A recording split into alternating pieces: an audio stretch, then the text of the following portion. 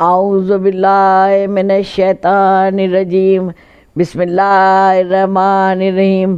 عزیزان محترم، نادف شاہ رضوی ایک بار پھر آپ کی خدمت میں حاضر ہیں۔ السلام علیکم۔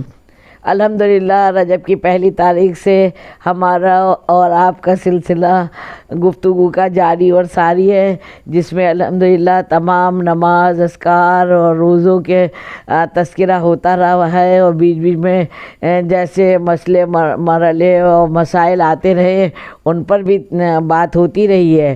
لیکن پروردگار عالم کا شکر ہے کہ الحمدللہ یہ ماہ رمضان المبارک چل رہا ہے، اور اس کی مسلسل ہم نمازیں، عمل اور اعمال بتاتے چلے آ رہے ہیں، اور پروردگار عالم کا شکر ہے کہ آج رمضان المبارک کی شب 9 کے حوالے سے ہمیں بات کرنا ہے۔ انشاءاللہ پروردگار عالم نے چاہا تو ضرور ہم لوگوں کے ساتھ اللہ اپنی رحمتوں کا اور نعمتوں کا اور زیادہ نزول کرے گا، کیونکہ جس طرح سے آج کل موتیں سننے میں آ رہی ہیں اور بیمار ہیں لوگ، ہمیں آپ لوگ بھی دیکھ رہے ہوں گے کہ کس قدر لوگ علیل ہیں۔ سب کو مولا کی ضمانت میں دیا، چوتھے امام علیہ السلام کے صدقے میں ان سب کے لیے صحت کی دعا ہے۔ اور ابھی یہ نماز بتانے کے بعد میں کوئی خاص دعا بھی بتاؤں گی انشاءاللہ اس کرونا وائرس سے نجات کے لیے جو مولا نے بتائی ہے۔ پروردگار عالم اب سب کو محفوظ رکھے ہر بلا سے۔ تو شب 9 کے حوالے سے مجھے بات کرنا ہے۔ اس کی 6 رکعت نماز ہے، لیکن عزیزان محترم ایک خاص بات ہے اس اعمال میں، وہ یہ کہ یہ مغرب اور عشاء کے درمیان ہی پڑھنا ہے۔ جیسے ابھی تک ہم لوگ کچھ بھی کبھی بھی پڑھ لیتے، کسی وقت رات کے حصے میں پڑھ لیا، نہیں، مغرب کے بعد اور عشاء سے پہلے اس نماز کو انجام دینا ہے۔ 6 رکعت نماز ہے، 1 مرتبہ سورہ حمد کی تلاوت کرنا ہے ہر رکعت میں، اور 7 مرتبہ آیت الکرسی کی تلاوت کرنا ہے۔ وہ پہلے ویڈیو میں بتا چکی ہوں کہ آیت الکرسی کہاں تک مانی جاتی ہے، اور جب تک خالدون تک نہ کہا جائے تب تک کہاں تک پڑھنا ہے، وہ آپ مسلسل آپ دیکھ ہی رہے۔ وہی میں کہوں گی جنہوں نے سبسکرائب کر رکھا ہے ان تک فوراً سے یہ سارے ویڈیو پہنچ رہے ہیں اور وہ فیض یاب ہو رہے ہیں الحمدللہ۔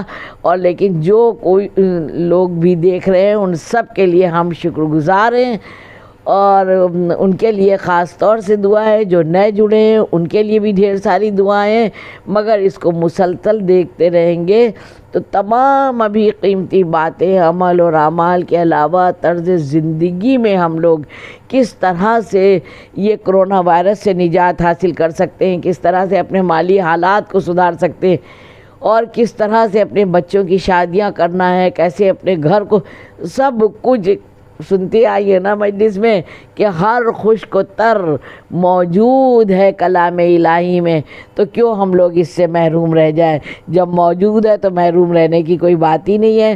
تو انشاءاللہ کوشش کروں گی کہ میں تھوڑا تھوڑا بھی ان کو بھی باتوں کو بتاتی چلوں۔ تو آج کی نماز بتایا میں نے کہ 6 رکعت ہے، بعد حمد کے 1 مرتبہ حمد ہے، اس کے بعد 7 مرتبہ آیت الکرسی پڑھنا ہے۔ لیکن اس کے بعد جب نماز کو مکمل کر لیں تو 50 مرتبہ صلوات ضرور پڑھیں انشاءاللہ، اور پھر وہی تسبیح فاطمۃ الزہرا صلوات اللہ علیہا انشاءاللہ ضرور پڑھیے، تو سب کی دعائیں بھی قبول ہوں گی انشاءاللہ۔